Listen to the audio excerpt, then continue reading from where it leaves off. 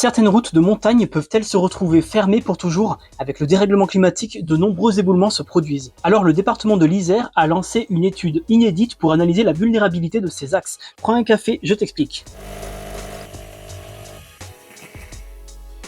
Des catastrophes naturelles se sont déjà produites en Isère. On peut citer celle de la Bérarde, un hameau dévasté par le passage d'une crue torrentielle. Il y a aussi le tunnel du Chambon, sa structure a été endommagée en 2015 par un glissement de terrain et c'est seulement plus de 2 ans et demi plus tard qu'il a pu rouvrir à la circulation. Ailleurs, il y a un autre exemple qui prête à sourire celui-ci. Entre la Loire et la Haute-Loire, une route a été fermée symboliquement jusqu'en 2100. La raison, une portion de 4 km est impraticable à cause du mauvais état de la chaussée et du risque d'effondrement des murs de soutènement. Les travaux sont estimés à plusieurs millions d'euros et ne peuvent pas être envisagés dans l'immédiat. Alors, est-ce que ça peut arriver en Isère et ailleurs dans nos montagnes? Eh bien jusqu'ici, le département numéro 38 a su répondre à chaque catastrophe, mais son président, Jean-Pierre Barbier, craint que les événements de ce type ne s'enchaînent et il n'est pas certain de pouvoir sortir 16 millions d'euros à chaque fois, comme c'était le cas pour le hameau de la Bérarde. L'étude iséroise doit publier ses conclusions dans les prochains mois. Elle est censée lister les secteurs qui sont menacés par un danger sur les 10 prochaines années, voire plus. Selon Jean-Pierre Barbier, des événements vont se produire et c'est bien d'anticiper pour prévoir en amont des solutions.